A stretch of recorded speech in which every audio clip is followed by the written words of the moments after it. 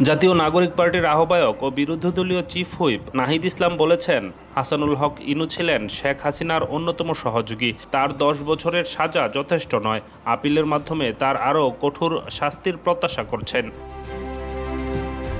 বুধবার দুপুরে রাজধানীর রায়ের বাজারে জুলাই আন্দোলনে নিহতদের গণকবর জিয়ারত শেষে সাংবাদিকদের ব্রিফিংয়ে তিনি এসব কথা বলেন। নাহিদ ইসলাম বলেন, জুলাই হত্যা মামলার তদন্ত ও বিচার ধীর গতিতে চলছে। এ প্রক্রিয়া আরও দ্রুত করতে হবে।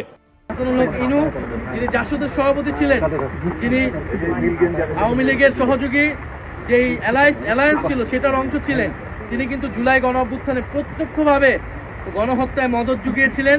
গণহত্যার যে সিদ্ধান্ত ছিল, শেখ হাসিনা যিনি প্রধান সিদ্ধান্তকারী ছিলেন, তাকে সর্বাত্মকভাবে সহযোগিতা করেছেন। ফলে আমরা মনে করি তাকে যে 10 বছর করে 3টি মামলা সাজা দিয়েছে, এটা এনাফ নয়, এটা যথেষ্ট নয়। আমাদের আবেদন থাকবে রাষ্ট্রপক্ষ যাতে এটা আপিল করে এবং আমরা তার কঠোর থেকে কঠোর বিচার প্রত্যাশা করছি।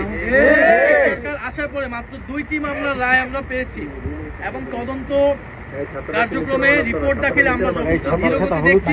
ফলে আমরা আশা করব যে সরকার এবং ট্রাইব্যুনাল দ্রুত সময়ের মধ্যেই বিচার নিষ্পন্ন করবে এবং অলরেডি শেখ হাসিনার মামলার রায় হয়ে রয়েছে।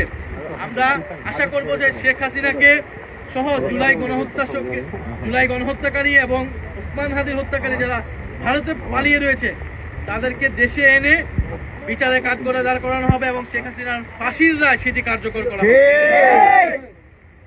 এবং শহীদ পরিবারদেরকে যেই প্রতিশ্রুতি দেওয়া হয়েছিল, তাদের আর্থিক সহায়তা, জুলাই যোদ্ধাদের পুনর্বাসন, সেই সকল কার্যক্রম যাতে যথাযথভাবে পালন করা হয়।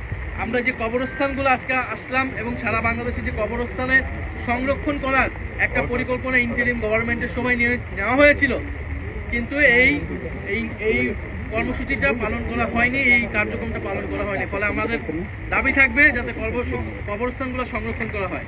আর প্রিয় সাংবাদিক ভাই বোনেরা, আমাদের যে অন্যতম দাবি যে জুলাই সনদ বাস্তবায়ন, সংস্কার বাস্তবায়ন, গণভোটের রায় অনুযায়ী সংস্কার বাস্তবায়ন। আমরা দেখলাম এই নির্বাচনের যে গণভোট এবং নির্বাচন অন্যতম কমিটমেন্ট ছিল রাষ্ট্র কাঠামোর সংস্কার, বৈষম্যহীন বাংলাদেশ, আমরা এই সংস্কার এখনো পাইনি। ফলে এবারের জুলাই গণঅভ্যুত্থান যে উদযাপন, সেটা বার্ষিকী পালনের আমাদের অন্যতম মোটো হচ্ছে গণহত্যার বিচার এবং সংস্কার বাস্তবায়ন।